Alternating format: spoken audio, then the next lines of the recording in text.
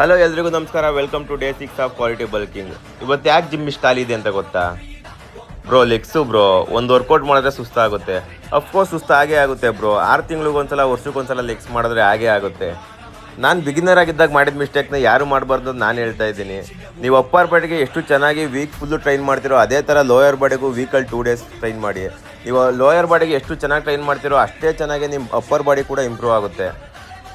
ನಾನು ಮಾರ್ನಿಂಗ್ ಬೇಗ ಎದ್ದು ಪ್ರೀ ವರ್ಕೌಟ್ ಮೀಲ್ ತಿನ್ಕೊಂಡು ಜಿಮ್ ಕಡೆ ಹೊರಟೆ. ಜಿಮ್ಗೆ ಹೋಗಿ ಪ್ರೀ ವರ್ಕೌಟ್ ಕುಡ್ಕೊಂಡು ಇವತ್ತಿನ ವರ್ಕೌಟು ಲೆಗ್ಸು ಮತ್ತು ಟ್ರೈ ಚಿಪ್ಸ್ ಆಗೋದ್ರಿಂದ ಲೆಗ್ಸಿಗೆ 4 ವೇರಿಯೇಷನ್ನು, ಟ್ರೈ ಚಿಪ್ಸ್ಗೆ 3 ವೇರಿಯೇಷನ್ ಮಾಡಿಕೊಂಡು ಇವತ್ತಿನ ವರ್ಕೌಟ್ ಕಂಪ್ಲೀಟ್ ಮಾಡಿ ಮನೆಗೆ ಹೋಗ್ತಾ ಫ್ರೆಶಾಗಿ ಒಂದು ಎಳ್ನೀರು ಕುಡ್ಕೊಂಡು ಮನೆಗೆ ಹೋಗಿ ಸ್ವಲ್ಪ ಹೊತ್ತು ರೆಸ್ಟ್ ಮಾಡಿದೆ.